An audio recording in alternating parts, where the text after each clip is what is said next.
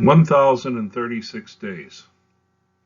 That is the entire span of the administration of John Fitzgerald Kennedy. Yet those 1,000 days have captured the imagination of the American public like no other has done in all the nation's history.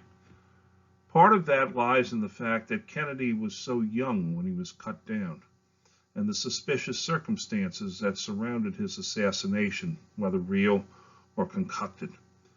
Another part lies in the two families from which he descended, workers of Ireland who became princes and princesses of America. As with anyone who has achieved mythic status, there lies behind the story a great deal of, well, myth. For all his flair and charisma, the Kennedys had their demons. Some of them continue to haunt this family as much beset by tragedy as by wealth and power. John F. Kennedy's was a presidency far from perfect politically. Nonetheless, his legacy remains largely in the minds and hearts of both his supporters and his detractors, and it is a legacy worthy of examination. Thus we look at the illusion of Camelot, and we see the person of John Fitzgerald Kennedy, the election of 1960, the new frontier, the best and the brightest, the debacle in Cuba, engaging the Soviets, and the shadow of Southeast Asia, and finally, assassination.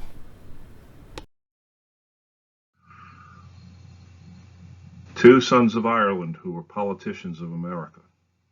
On the left is Patrick Joseph P.J. Kennedy, born January the 14th, 1858, and lived until May the 18th, 1929.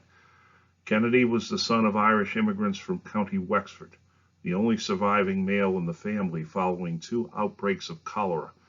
He started work at 14 as a stevedore on the docks of Boston. He rose and owned 3 saloons and a whiskey import house. Eventually, he parlayed that into major interests in coal and banking. He then moved successfully into politics. As a social man, was able to mix comfortably with both the Irish and the Protestant elite, and he sat in the Massachusetts House of Representatives and also in the Massachusetts Senate. His particular talent was for behind-the-scenes machinations, for which Boston politics became so notorious. On the other side to his right stood his rival, John Francis Fitzgerald, nicknamed Honey Fitz, born February the 11th, 1863, and lived until October the 2nd, 1950. He, too, was born to Irish immigrants from counties Limerick and Cavan, and he was a Democratic congressman who went on to win 2 terms as mayor of Boston and made several unsuccessful runs for governor of Massachusetts. Fitzgerald made major improvements to the port of Boston. He became a patron of the baseball team now known as the Boston Red Sox. He maintained a very high profile in the city, with a theatrical style of campaigning and his personal charm and charisma that earned him the nickname Honey Fitz. P.J. Kennedy and John Fitzgerald were rivals politically, but then they became allies, and this alliance was sealed with the marriage of Kennedy's eldest son, Joseph P. Kennedy Sr., to Fitzgerald's eldest daughter, Rose Elizabeth Fitzgerald. They met each other when their families were vacationing in Maine. Kennedy was a leading member of the Democratic Party and of the Irish Catholic community.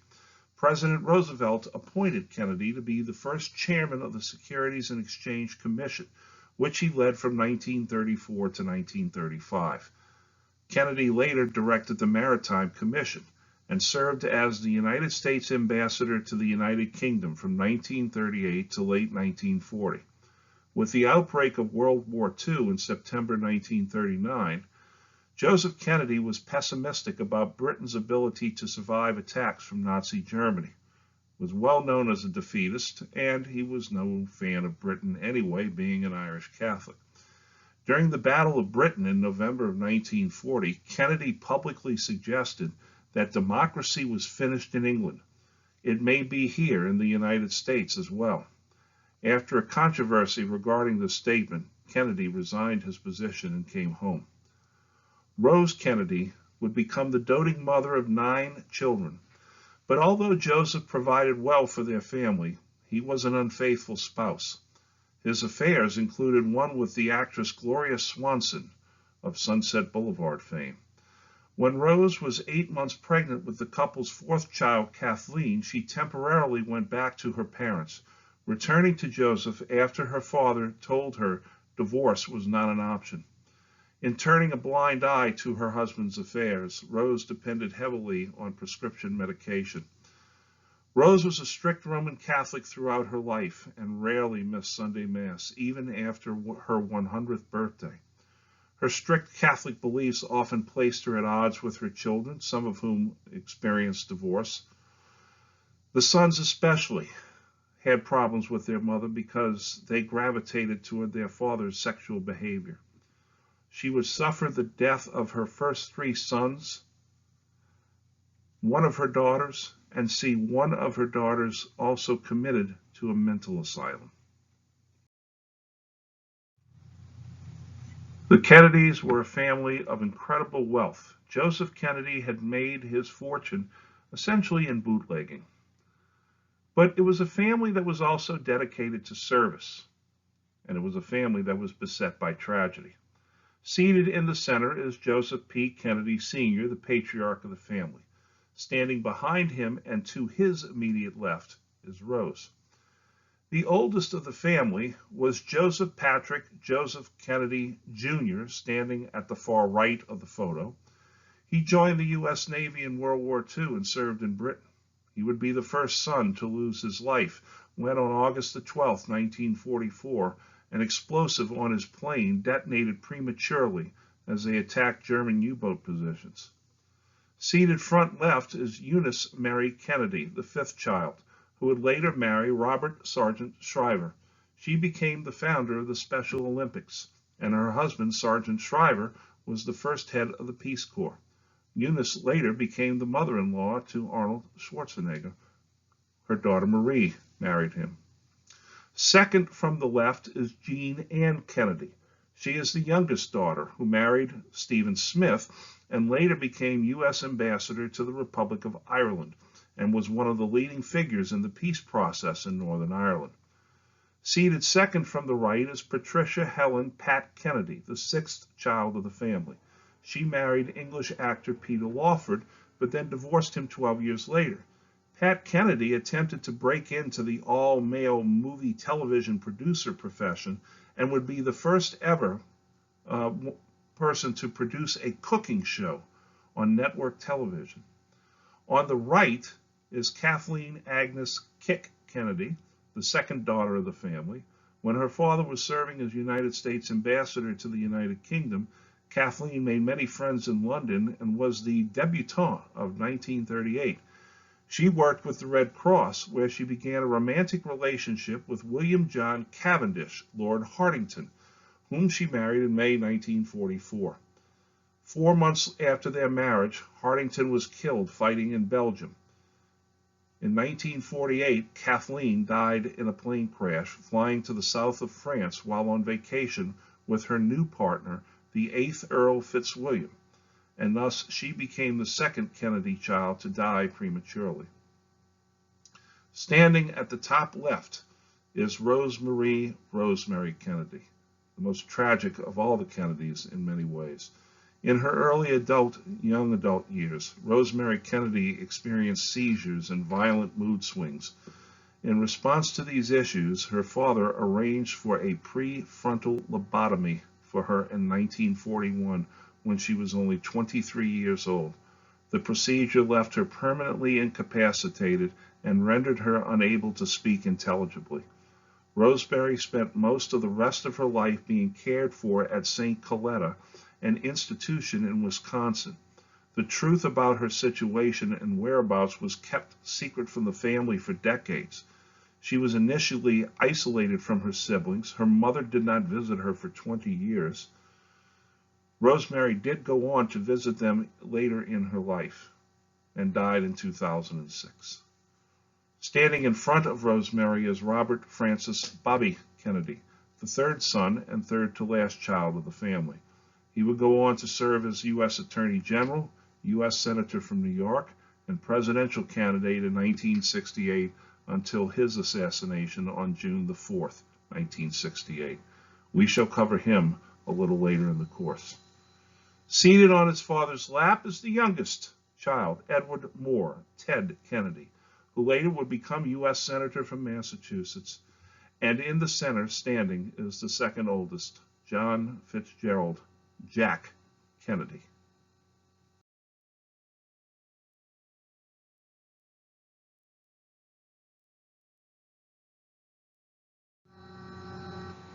John Fitzgerald Kennedy was born outside Boston in Brookline, Massachusetts on May the 29th, 1917, at number 83 Beals Street. This is not far from where they will play the U.S. Open Golf Championship later this month. Kennedy lived in Brookline for the first 10 years of his life. He attended St. Aidan's Church, where he was baptized. He was educated through the fourth grade at the Edward Devotion School, the Noble and Greennow Lower School, and the Dexter School, all located in the Boston area. His earliest memories involved accompanying his grandfather, John Fitzgerald, on walking tours of historic sites in Boston and discussions at the family dinner table about politics, sparking his interest in history and public service. Here you see Kennedy at 9 years old in a football uniform from the Dexter School. In 1927, the Dexter School announced it would not reopen before October after an outbreak of polio in Massachusetts, and so Kennedy then went on to go to school at the Choate School. The family, which was very wealthy, spent summers and early autumns at their home in Hyannisport, Massachusetts, called the Kennedy Compound. Hyannisport is a village located on Cape Cod. There they enjoyed swimming, sailing, and touch football, and Kennedy also began to start playing golf around this time.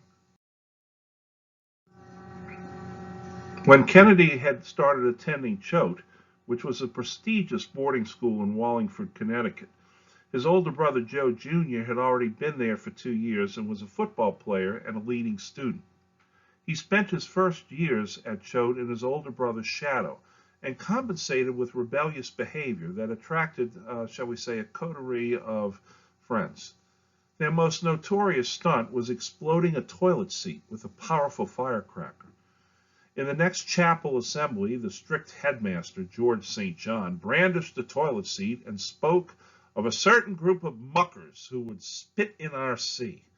Defiantly, Kennedy took a cue and named his group the Muckers Club. However, he was also beset by health problems, and doctors at first thought he had leukemia. He did not, but it would be the beginning of a long struggle that Kennedy would have with pain and illness throughout his entire life. Originally, it was his older brother Joseph who was tagged as the hope of his father. Joseph Kennedy Sr. desperately wanted to have Irish Americans accepted into elite society, and he felt that a son in high-level politics would be the way. Jack was almost an afterthought to all of this, but pretty soon he would no longer be. In September 1936, Kennedy enrolled at Harvard, and his application essay stated, "The reasons that I have for wishing to go to Harvard are several. I feel that Harvard can give me a better background and a better liberal education than any other university. I have always wanted to go there, as I have felt that it is not just another college, but is a university with something definite to offer. Then, too, I would like to go to the same college as my father. To be a Harvard man is an enviable distinction, and one that I sincerely hope I shall attain." At Harvard, Kennedy tried out for the football, golf, and swimming teams and earned a spot on the varsity swimming team. Kennedy also sailed in the Star class and won the 1936 Nantucket Sound Star Championship. In July of 1937, Kennedy sailed all the way to France, taking his convertible with him, and spent 10 weeks driving through Europe with some of his friends. In June of 1938, Kennedy sailed overseas with his father and older brother to work at the American Embassy in London. In 1939, Kennedy toured Europe, the Soviet Union, the Balkans, and the Middle East in preparation for his Harvard Seniors Honors Thesis. He then went to Berlin, where the U.S. diplomatic representative gave him a secret message about war breaking out soon to pass on to his father, and to Czechoslovakia before returning to London on September the 1st, 1935, the day that Germany invaded Poland to mark the beginning of World War II. In 1940, Kennedy completed his thesis, Appeasement in Munich, about British negotiations during the Munich Agreement. This thesis eventually became a bestseller under the title, Why England Slept. Kennedy planned to attend Yale Law School, but canceled when American entry into World War II seemed imminent. In 1940, he attempted to enter the Army's Officer Candidate School. Despite months of training, he was medically disqualified due to his chronic lower back problems.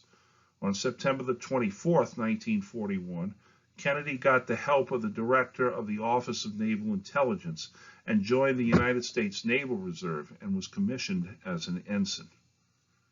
His next stop would be the Pacific.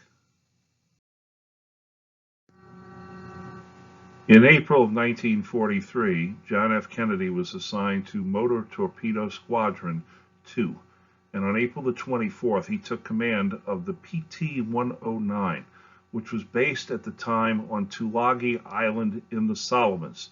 The most famous island of the Solomons is, of course, Guadalcanal. On the night of August the 1st and 2nd, 1943, in support of the campaign against the island of New Georgia, PT-109 was on its 31st mission with 14 other PT boats, ordered to block or repel 4 Japanese destroyers. PT-109 was rammed suddenly at an angle and cut in half by the destroyer Armagiri, killing 2 PT-109 crew members. The floating crew now decided against surrender and swam numerous miles with Kennedy towing an injured man along the way despite injuries to his own back. For his actions, Kennedy was awarded the Navy and Marine Corps Medal for his conduct during and after the loss of PT-109. He also received a Purple Heart for his wounds. When later asked how he became a war hero, Kennedy joked, "It was easy. They cut my PT boat in half." At the conclusion of the war, Kennedy retired from the service and became a correspondent for William Randolph Hearst's newspaper empire. Hearst and Joseph P. Kennedy had been good friends in their early days, and it was believed that Kennedy was going to go into journalism. In fact, he was a special reporter at the Potsdam Conference, which was the first conference in which Harry S. Truman attended as President of the United States to talk about the dispensation of Europe, the final establishment of the United Nations, and the decision by the Soviet Union to declare war on Japan to help bring the Pacific War to an end.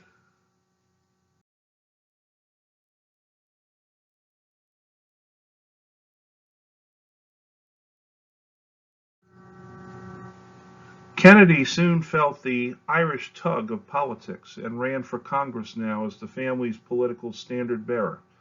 In the 1946 elections, Kennedy defeated his Republican opponent in the general election, taking 73% of the vote. Along with Richard Nixon and Joseph McCarthy, Kennedy was one of several World War II veterans elected to Congress that year. As early as 1949, Kennedy began preparing to run for the Senate in the 1952 elections against Republican 3-term incumbent Henry Cabot Lodge, Jr., whom you see shaking hands with Kennedy prior to a debate. Kennedy's campaign slogan was, "Kennedy will do more for Massachusetts." Despite the fact that most of Massachusetts went for Eisenhower, Kennedy defeated Lodge for the Senate by 70,000 votes. Unfortunately for Kennedy, he was absent from the Senate a good deal of the time with medical problems, especially regarding his lower back. In fact, at one point he was so sick that he received the last rites of the Catholic Church. While he was in the Senate, he wrote his most famous book, Profiles in Courage, which won the Pulitzer Prize. It was the story of several U.S. politicians who stood up against the crowd at important points in their lives. Now, this book was not completely written by Kennedy. It was written with the help of his close advisor, Ted Sorensen. In his run for the Senate, Kennedy's father financed the campaign, while his younger brother Robert emerged as an important member of the campaign as a manager. Robert had a tough edge to him, which made him an excellent campaign manager. As I said, although Eisenhower won Massachusetts in the 1952 election, Kennedy defeated Lodge. Jack Kennedy kept a very high profile when he was able to get out and about, and he often wooed stars like Frank Sinatra and Bing Crosby and other Hollywood notables who were friends of his father's. At the 1956 Democratic National Convention, Kennedy gave the nominating speech for the party's presidential nominee, Adlai Stevenson. The highlight of this convention came when Stevenson, in an effort to create excitement for the ticket, made a surprise announcement that the convention's delegates would choose the running mate. This set off a desperate scramble among several candidates to win that nomination. A good deal of the excitement of the vice presidential race came from the fact that the candidates had only one very hectic day to campaign among the delegates before the voting began. The two leading contenders were Senator Estes Kefauver of Tennessee and Kennedy, who as a first-term senator from Massachusetts was relatively unknown at that point. Kennedy nonetheless surprised the experts by surging into the lead on the second ballot. At one point, he was only 15 votes shy of winning the nomination. However, a number of states then left their favorite son candidates and switched over to Kefauver, giving him the victory. In one of his finest moments, Kennedy decided against prolonging the vote and the campaign any longer, and made a magnificent concession speech. The narrow defeat raised his profile and helped Kennedy's long-term presidential chances. By losing to Kefauver, Kennedy avoided any blame for Stevenson's expected loss to Eisenhower in November. In the election of 1960, for the first time, 50 states of the Union would participate in the election, Alaska and then Hawaii having been admitted to the Union in 1959.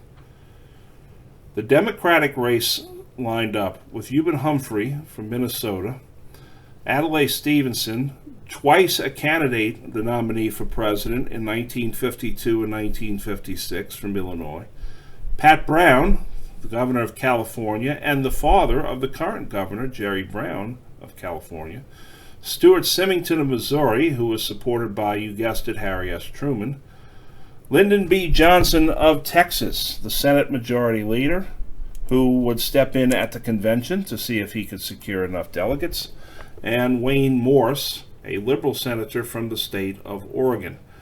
And then there was Kennedy, who had delivered the vice presidential nomination speech, the presidential nomination speech in 1956 for Stevenson, and now was running for the presidency at the age of 43.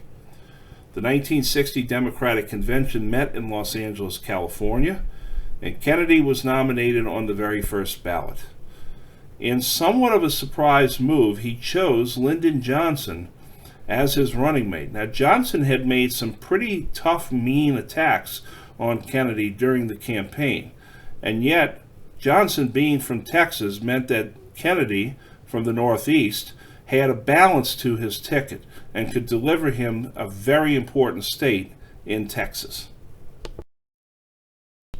On the Republican side, the race came down to three major candidates. Nelson Rockefeller of New York, representing the old Northeastern Republicans called Rockefeller Republicans. Barry Goldwater of Arizona, representing the extreme conservative right wing of the Republican Party. And Richard Nixon, the vice president, also a very conservative, cold warrior, tough on communism type, who had been Eisenhower's vice president for the past 8 years. The 1960 Republican convention was held in Chicago, Illinois, and there Nixon was nominated on the first ballot. He then chooses Henry Cabot Lodge Jr.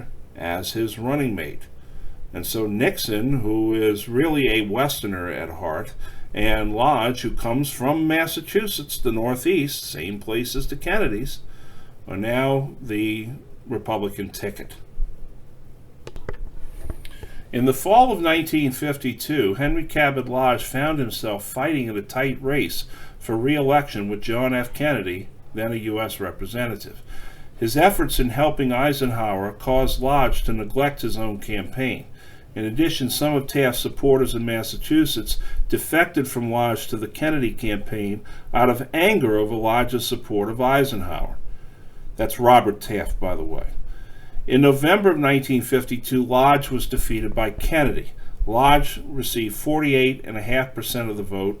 Kennedy got 51.5%. It was neither the first nor the last time a Lodge would face a Kennedy in a Massachusetts election. See, in 1916, Henry Cabot Lodge Sr. had defeated Kennedy's grandfather, John Fitzgerald, for that same Senate seat.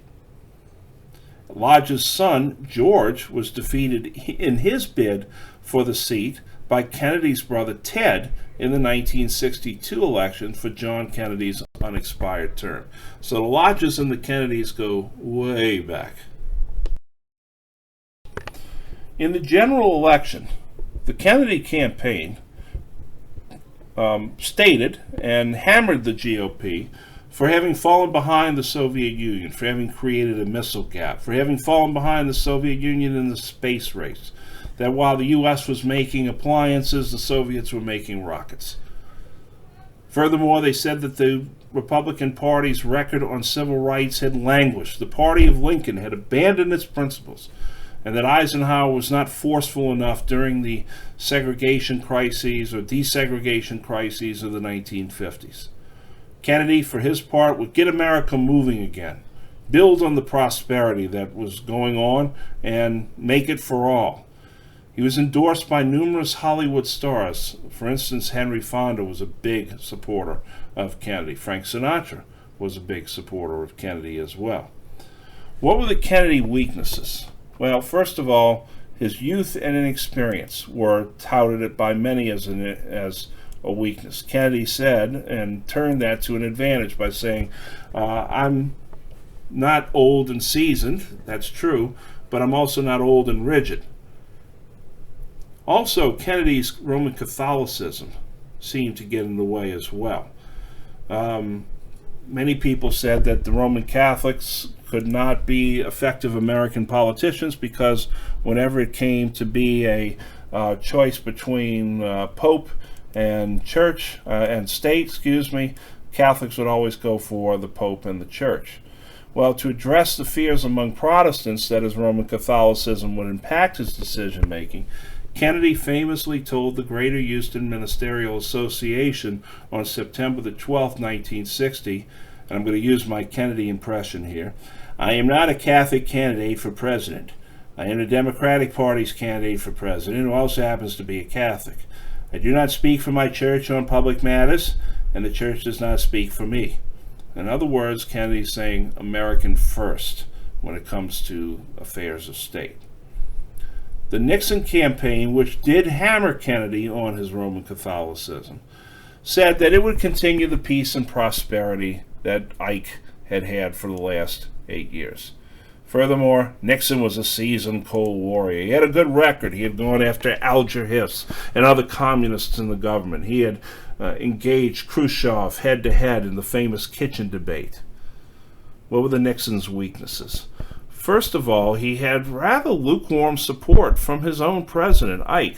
Now, Ike supported Nixon, but one time Ike was asked to name one of Nixon's accomplishments while he was vice president. Ike, in a very jovial manner, said, well, if you give me a week, maybe I can think of something. Then he was attempting to be funny. But it was a poorly timed comment because the Kennedy forces got a hold of that and used it in their campaign ads. The other problem is that Richard Nixon was not as charismatic as John F. Kennedy. John F. Kennedy had a constant smile on his face, radiant with those big Fitzgerald Kennedy teeth. Well, Nixon had a perpetual scowl on his face, and when he smiled, it always looked artificial, like he had to be reminded to smile. A very dour-looking man, not a handsome-looking man at all. He just didn't have the gravitas that Kennedy had. But Nixon had very good political instincts, and he made up for his lack of charisma with those political instincts. What made this election groundbreaking was the fact that the two presidential candidates decided to engage each other in a series of live debates. For the very first time, two candidates for president would engage each other in debate. Now, you're starting to think, Lincoln Douglas. Well, that was not the presidential race. That was a Senate race in Illinois that made Lincoln and Douglas famous throughout the nation, especially Lincoln. They would engage in 4 presidential debates. The first debate was the key. It was watched by over 70 million viewers. And in it, Nixon had come straight from the campaign trail, whereas Kennedy took time off from the campaign to prepare. Nixon had had a leg injury, and he had been given a shot that had made him ill. He went on TV looking ill. He refused makeup, and so his 5 o'clock shadow was showing. He did not prepare nearly as much. He looked uncomfortable. His eyes were moving all around the stage. The stage set was in such a way that the back wall was painted gray. Nixon wore a gray suit, made him look diminutive as opposed to Kennedy, who always wore a dark suit. Kennedy looked tanned, confident, very well prepared. And when the first debate was over, those who watched the debate said Kennedy won this one hands down. However, those who listened on the radio stated that, not so fast. Nixon seemed to win the race. However, many people have later pointed out that those who listened on the radio were very few, and that they tended to be supporters of Nixon even before the race. The final 3 debates, Nixon had recovered by then, and he looked more forceful. And in the third debate, the candidates debated via split screen from different locations, but the number of viewers in the second, third, and fourth debates were much lower than in the first debate. And so it did not have the impact that Nixon had hoped for. And while all this was going on, Martin Luther King was arrested for a sit-in down in Georgia. Nixon gave no response, saying it's not for the job of the federal government to get involved. Kennedy, for his part, however, wrote a very strong letter to the governor of Georgia demanding action and basically saying, if I'm elected, you're not going to be getting away with this sort of thing anymore. This, of course, made Kennedy look very good in the eyes of the African American population, who had now been long shifting from the Republican Party to the Democratic Party, and that basically finished the whole turn. The voters of America went to the polls on November the 8th, 1960.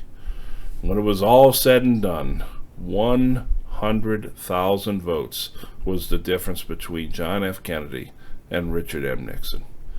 Kennedy won 303 electoral votes. He won 22 states.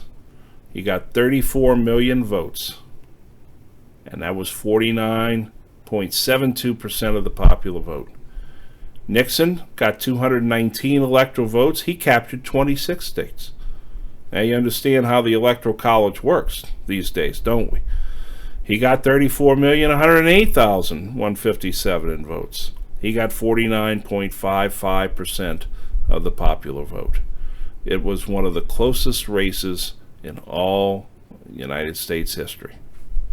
But in the end, John F. Kennedy came about. Many charged that a lot of the cemetery vote in Chicago, the quote-unquote voting of people who had been dead for many, many years, helped Kennedy get over the top, and that there was some charges of election fraud down in Texas, but not enough of it was proven to make a difference. There you see the electoral map. showing the states that Nixon won, that Kennedy won, and in the Deep South, you had the states of Mississippi and Alabama gave their electoral votes to non-candidates, actually. Robert Byrd, a former Klansman and then senator from West Virginia, and Strom Thurmond, the Dixiecrat candidate who had run against Truman in 1948, and the longtime member of the Senate from South Carolina. President Kennedy took the oath of office on January the 20th, 1961, and then called on the nation. He called on the spirit of the nation, especially its young people, to ask not what your country can do for you, ask what you can do for your country. Among those young people who came away incredibly impressed by his meeting with the president was a high schooler from Hope, Arkansas, named William Jefferson Clinton, a future president of the United States. And we stand today on the edge of a new frontier, the frontier of the 1960s, the frontier of unknown opportunities and perils, the frontier of unfilled hopes and unfilled threats. The words and rhetoric of John Fitzgerald Kennedy were soaring as it called Americans to a new frontier, to stretch the limits of American can-do, to see that there was no place we could not soar. And he carries that on in his inauguration. January the 20th, 1961, he yells out to the crowd, "Ask not what your country can do for you. Ask what you can do for your country." And there's my little Kennedy impersonation again. He is leveling a challenge directly at the youth of the nation. And his signature accomplishment when it comes to the youth of the nation is the Peace Corps. The Peace Corps would be the shock troops of American democracy. They would bring their youthfulness and their energy and their American know-how to the third world and help develop better water systems, better forms of agriculture, better technology, and so forth.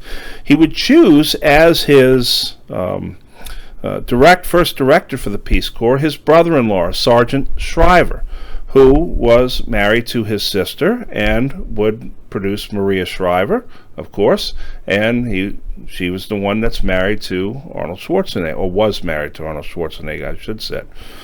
What are the aspects of the new frontier? Well, their unemployment and benefits were expanded to help people who were out of work. Aid provided to cities to improve housing and transportation, to see if they could stem the growing decay of the inner cities. Funds allocated to continue the interstates. A Water Pollution Control Act. My, how we need one of those today. Agricultural Act to raise farmers' incomes. Anti-poverty legislation passed by Congress, knowing full well that despite the fact that America had had a boom in the 1950s, not all shared in it. Anti-recession public works packages to get people back to work, building things that were useful. Measures designed to assist farmers in their planting.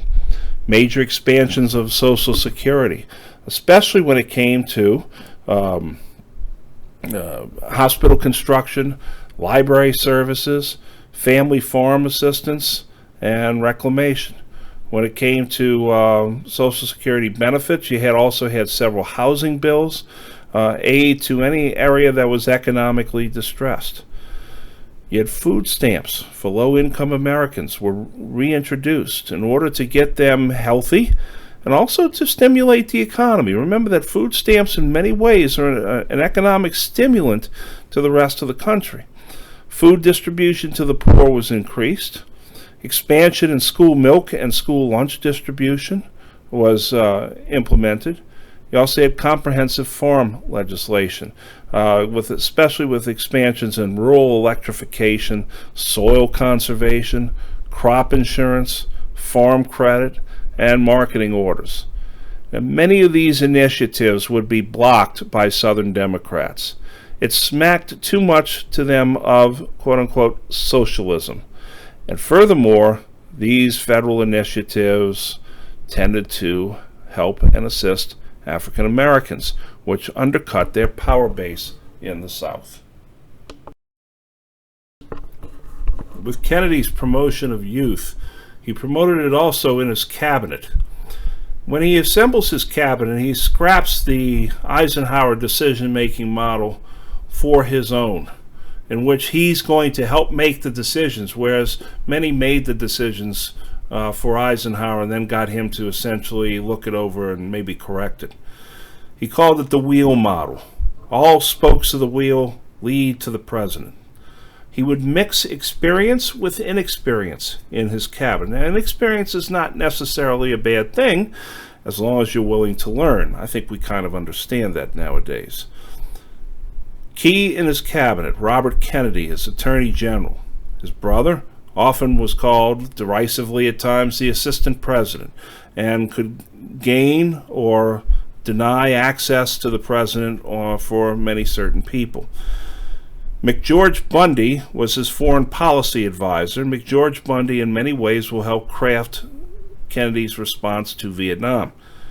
Ted Sorensen is his domestic advisor. What about Lyndon Johnson? He was largely relegated to the sidelines during the presidency, almost as if sort of a penalty box for all the mean things that he had said during the campaign prior to him being made the nominee. Heading the Secretary of State was Dean Rusk. At Foggy Bottom, they called it. Dean Rusk was a very accomplished bureaucrat and very good in helping others reach decisions. Running the Defense Department was Robert McNamara. Robert McNamara had come over from the Ford Corporation with a group of U.S. Army veterans who had learned a great deal in colleges and universities, and now we're putting scientific aspects to work in the cabinet for finding solutions to government problems. The problem of the cabinet was that many of these young guys, these smart guys, these whiz kids, were not relying on the old hands that existed, people that could have given valuable assistance. And one of the reasons why they didn't rely on them is that there was still the old taint from the loss of China back in 1949 and McCarthyism. And the other thing was the fact that the whiz kids like McNamara, the guys that came from the Ford and Rand Corporation, they were arrogant pricks. And they made no bones about letting people know just how smart they really were. And this is essentially the basis of the book by David Halberstam, the man you see in the picture there, The Best and the Brightest.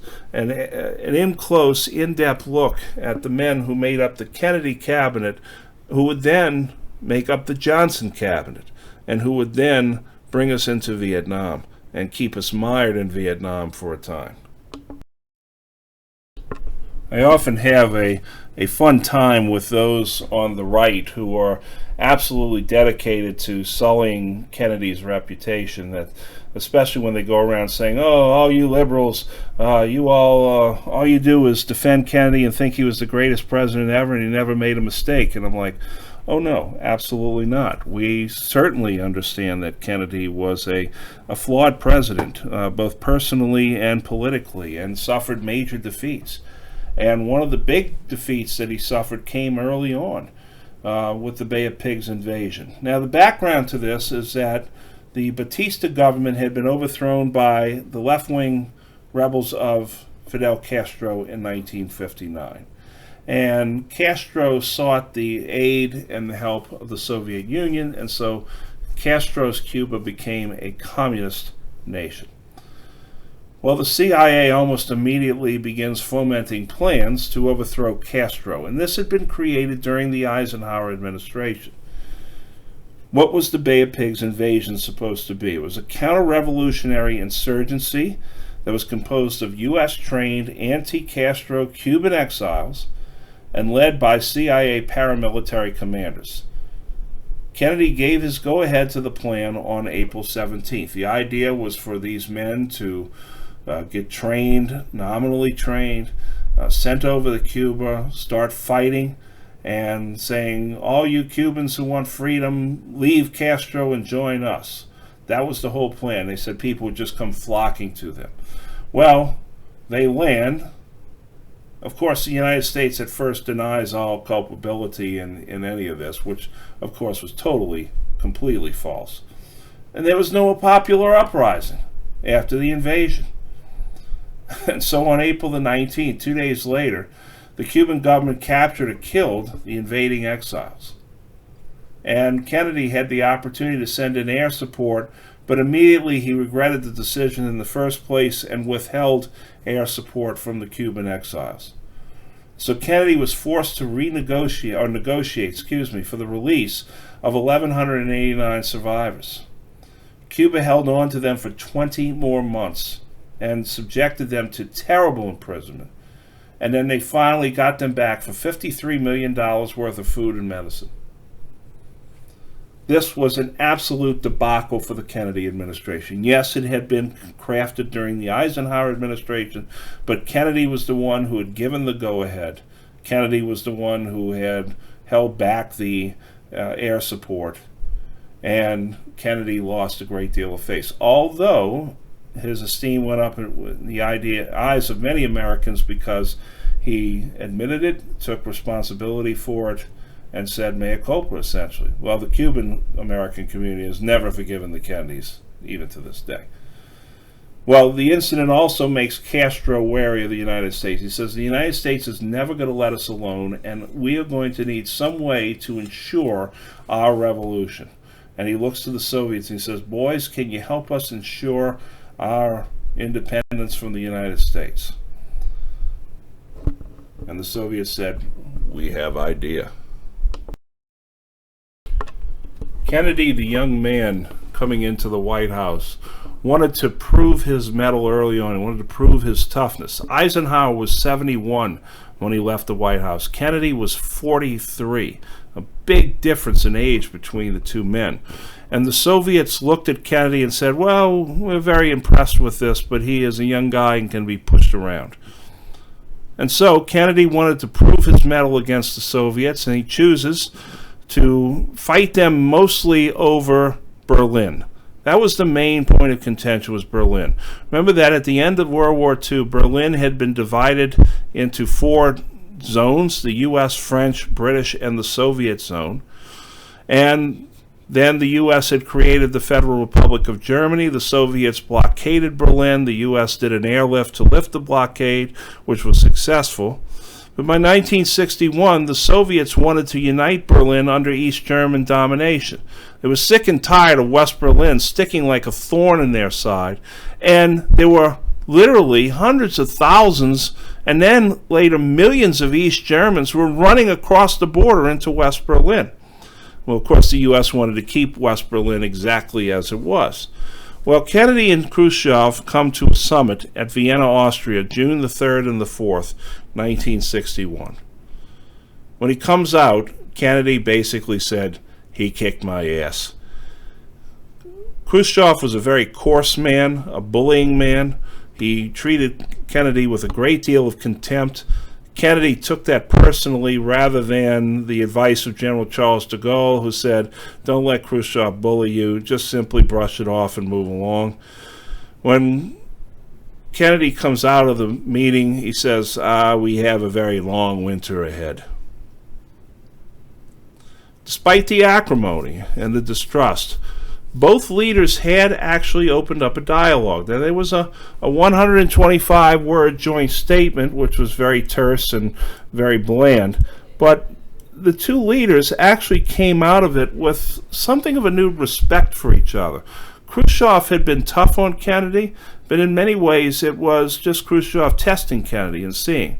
And so that when Kennedy came back the next time for the next summit meeting, Kennedy was much more on his guard and much more on his game after that. But the Soviets said, this Kennedy at this point, he's still learning the ropes. Let's see how far we can push him. Constantly shamed and infuriated by the loss of manpower from East Germany to West Berlin, the Soviets, with the East German government, erected what they called the Anti-Fascist Protection Rampart, which we simply call the Berlin Wall, which existed from August the 13th, 1961 until November the 9th, 1989. Grand total of 28 years it sat up there. Started out as barbed wire and then concrete to seal off West Berlin and prevent those fleeing from East Berlin. On the eastern side, there was what was known as the death zone, where people caught in there would be shot on sight. On the western side of the wall became something of a grunge district in Berlin, with lots of graffiti and lots of kind of seedy punk rock clubs that grew up along there. Almost immediately when the wall went up, John F. Kennedy flew to Berlin. And there he made his famous speech in which he said, "Ich bin ein Berliner," which means I am a Berliner. At least Kennedy thought he was saying that he was a Berliner in defiance of the Soviets, okay, that we all stand with Berlin. In truth, people of Berlin did not call themselves Berliners. A Berliner was actually a fruit-filled pastry that was a delicacy in Berlin. And so essentially Kennedy was saying, I am a jelly donut. Thought you might find that humorous. The next big thing were the missiles in Cuba. The Cuban Missile Crisis went on for 13 days, from October the 16th through the 28th, 1962. What had happened? U-2 spy planes. We had spy planes flying over the Soviet Union, the Eastern Bloc, and all communist countries. And U-2 spy planes took photographs of intermediate-range ballistic missile sites being built in Cuba by the Soviets. This was an immediate threat to the national security of the United States. And President Kennedy invoked the Monroe Doctrine in doing that. He said that this is beyond the pale of just supporting a communist government. This is threatening the United States, putting missiles 90 miles off the coast of Florida that could have hit any city. Kennedy sits down with his advisors. Some say, strike Cuba now, invade it, put it to an end.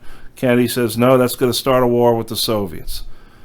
They settle on a quarantine, an embargo essentially, but they don't call it an embargo, they call it a quarantine. And all Soviet ships approaching Cuba would be stopped and searched by U.S. Navy ships. For 13 days, the United States and the Soviet Union tottered on the brink of nuclear war. On October the 29th, when people woke up, they woke up to find that the world was still there, and that Soviet ships were now heading back to Russia with the missiles on them. The missiles were, of course, shrouded. They said, oh, we're just taking out oil equipment. And the U.S. is like, sure, whatever you say.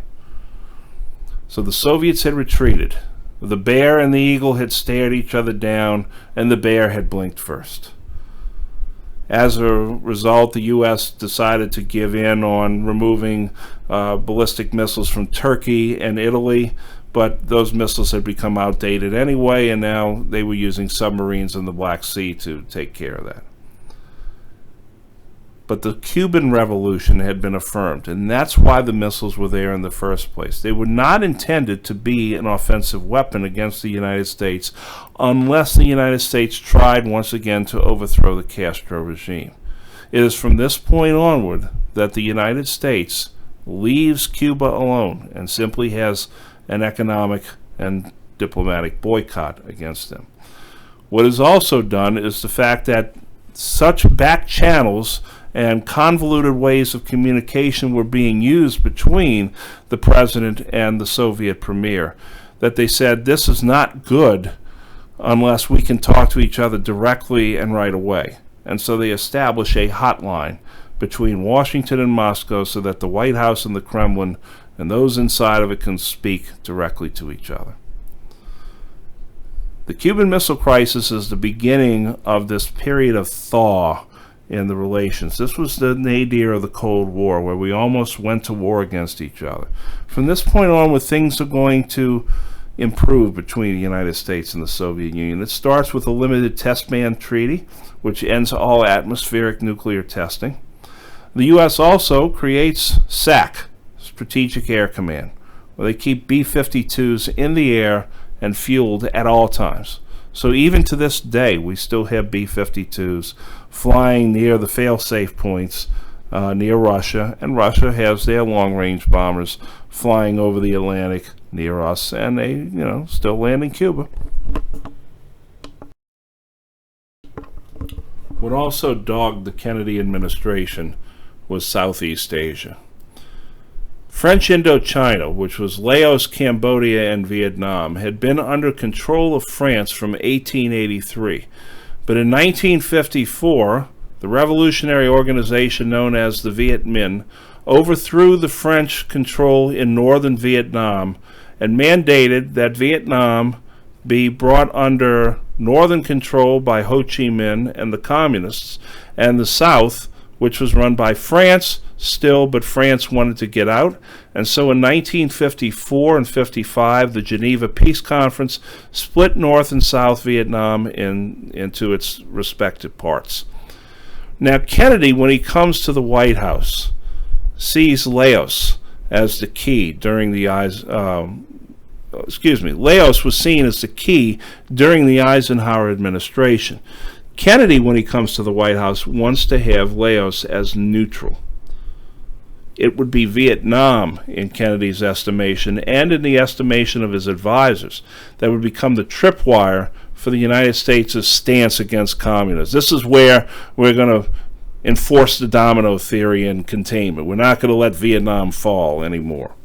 So he increases the advisory support, which means he is sending U.S. soldiers over there, but they are not in combat roles. They are there to advise South Vietnamese Army regiments and divisions. Kennedy gradually begins to prop up the regime of Ngo Dinh Diem, the shorter of the two men you see in the picture there. Ngo Dinh Diem had become president of South Vietnam in 1955. He was a Roman Catholic, educated in the United States, very cultured man, but he had a very corrupt contingent of people around him. Kennedy then sends Roger Hilsman to Vietnam to assess the situation and basically states that the communists are winning. We need to win their hearts and minds. And so they create what is known as the Strategic Hamlet Initiative to revamp the Vietnamese village system. It doesn't go very well. Kennedy also issues National Security Action Memorandum that essentially states that Vietnam is going to be a place where we need to become more involved. And then Kennedy sends his old political rival, Henry Cabot Lodge, as ambassador to South Vietnam to see if the Diem regime can be reformed. And if the Diem regime cannot be reformed, then unfortunately Diem is going to have to be removed. And so Kennedy authorizes a coup with the help of Lodge to go forward. And on November the 1st, 1963, Diem is removed from power in a very strange coup, which I do not wish to get into right now. Unfortunately, in the process of removing Diem from power, both Diem and his brother, Ngo Dinh Nhu, were murdered by soldiers. And Kennedy receives the word of this on November the 1st, which is All Saints' Day, a very important Roman Catholic holiday, and Kennedy is absolutely devastated by that news and goes into his private study and bows his head. And several of his advisors come in and say, "Mr. President, you shouldn't be upset about this. This is something you brought about. You're responsible for this." And of course, 3 weeks later, Kennedy met his own assassin.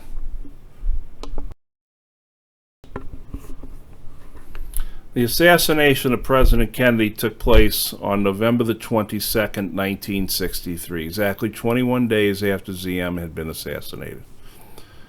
The assassin of President Kennedy was Lee Harvey Oswald, a strange human being who had tried to defect from the United States to Russia, but the U.S. consul in Russia didn't take him all that seriously, and so really didn't file the paperwork, which allowed Oswald to come back to the United States after a time. He lived and worked in a variety of places.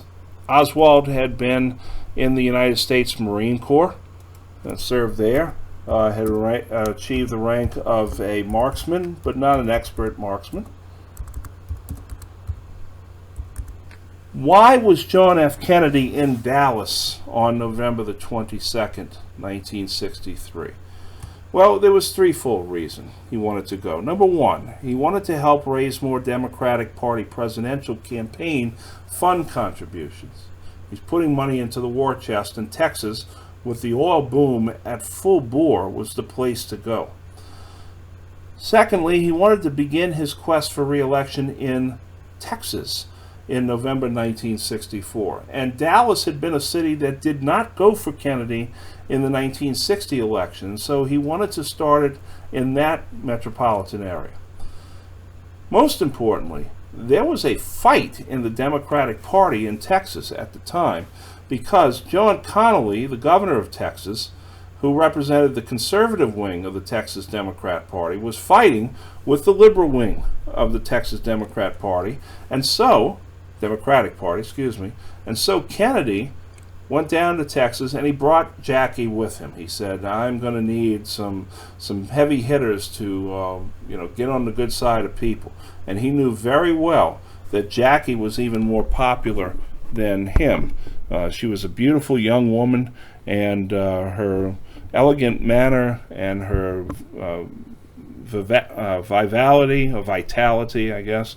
vivaciousness was very attractive to many people. Kennedy goes to Fort Worth in the morning, then he flies over to Dallas, gets into the motorcade, and when they go through Dealey Plaza, Kennedy and Governor John Connally are shot in Dallas. Connally survives. Eventually, Connally will become a member of the Republican Party. Kennedy dies at 1:30 in the afternoon Eastern Time, 12:30 Central Time. It was just an absolute catastrophic moment in the U.S., not in the sense that the government fell apart, the government stayed well socially. It was one everybody knew where they were. It was one of those moments. Eventually, Oswald was arrested in a theater after being suspected of killing a Dallas police officer named J.D. Tippit. And then Oswald was shot and killed 2 days later by Jack Ruby. And this, of course, led to the numerous conspiracy theories and so forth. This, of course, led Lyndon Johnson to put together what was known as the Warren Commission. It was chaired by the Chief Justice of the United States, Earl Warren, the famous Chief Justice who had issued the Brown v. Board of Education and would issue the Miranda ruling and a number of other rulings as well. Notable members on this committee: Hale Boggs of Louisiana, this House Majority Leader, and Gerald R. Ford, a congressman from Michigan, who himself one day would become president of the United States.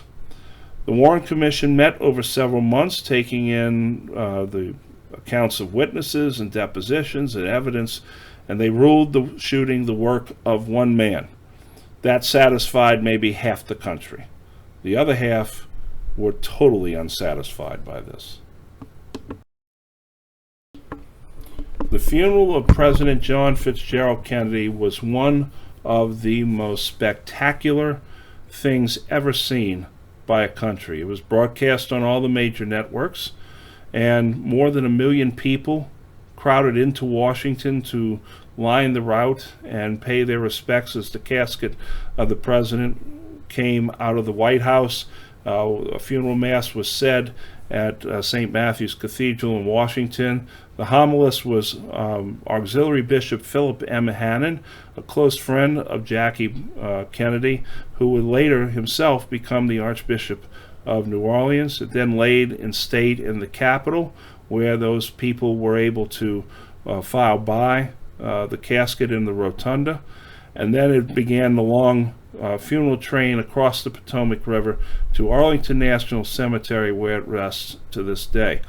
I'm drawing your attention to a couple of things in this picture. You can see on the lower right-hand side Jackie Kennedy with her brother-in-law, Bobby Kennedy, and several of her sisters-in-law. Also draw your attention to the men in the khaki pants and the tan coats with their left arms all extended. That is a company of Irish Rifles. For you see, in 1963, earlier that March, John F. Kennedy had visited Ireland and gone throughout all of Ireland and visited his home county